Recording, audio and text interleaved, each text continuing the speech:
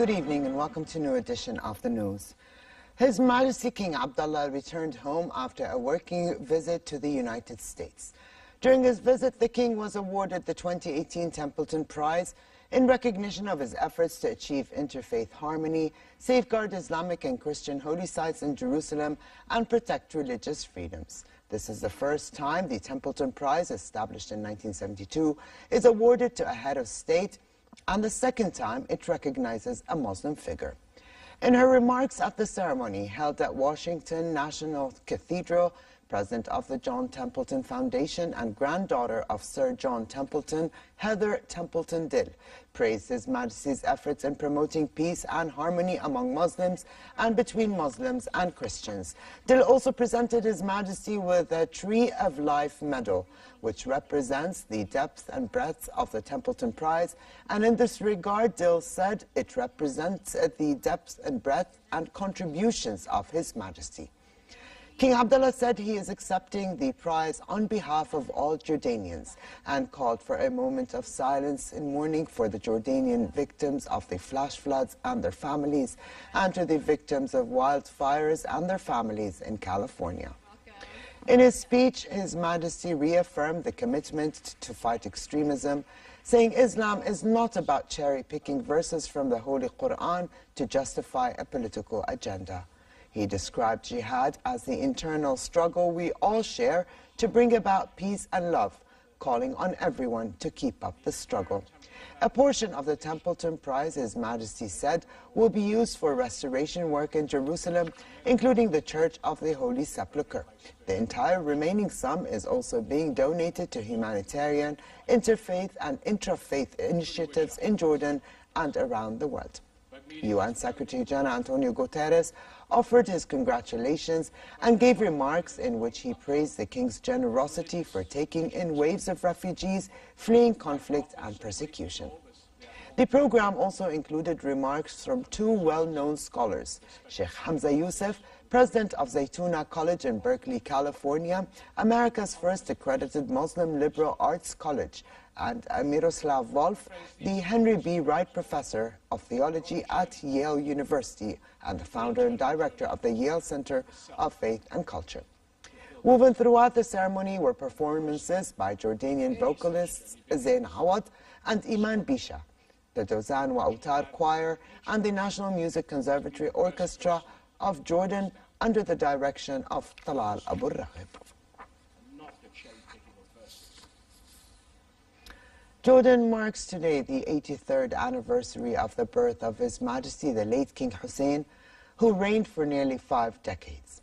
Throughout his 47-year reign, King Hussein worked hard to enhance his country and raise citizens' living standards.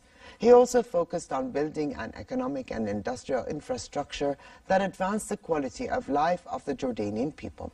King Hussein also focused on improving higher education, and dozens of public and private universities and colleges were built under his rule.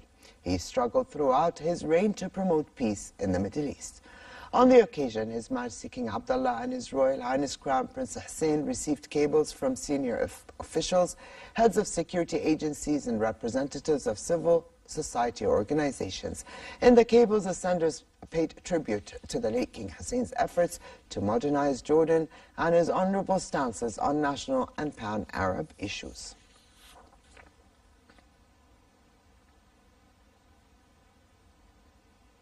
Prime Minister Omar Raza said the government is working to crystallize its priorities for the years 2019 and 2020 according to an action agenda that focuses on making a difference in the quality and level of services provided to citizens.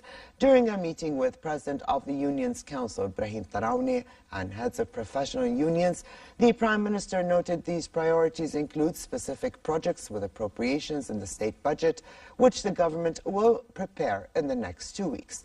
The priorities include developing political life, protecting freedoms, creating jobs, stimulating economic sectors, and enhancing education and health.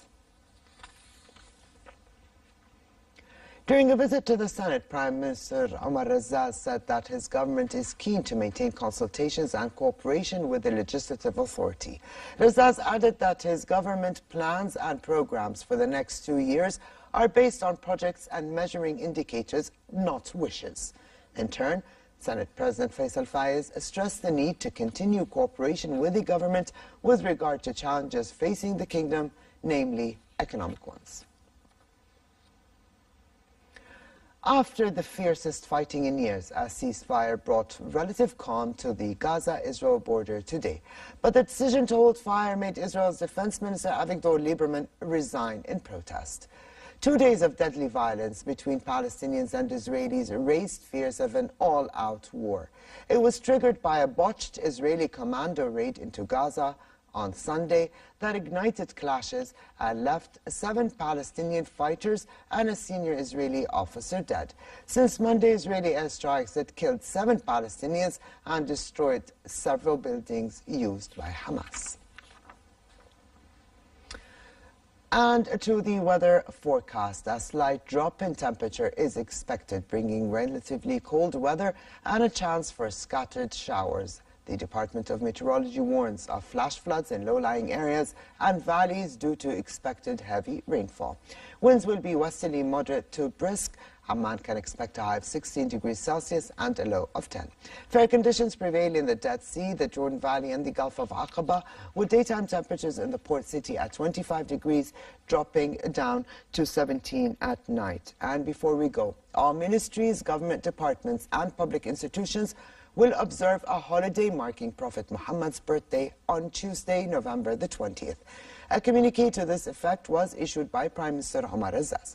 Prophet Muhammad, peace be upon him, was born on the 12th day of Rabi' al-Awwal in the Islamic calendar.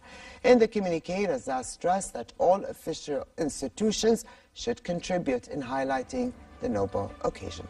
And with this, we come to the end of this edition of the news. I'm Ali Al-Tuqan. Thank you for joining us and have a good night.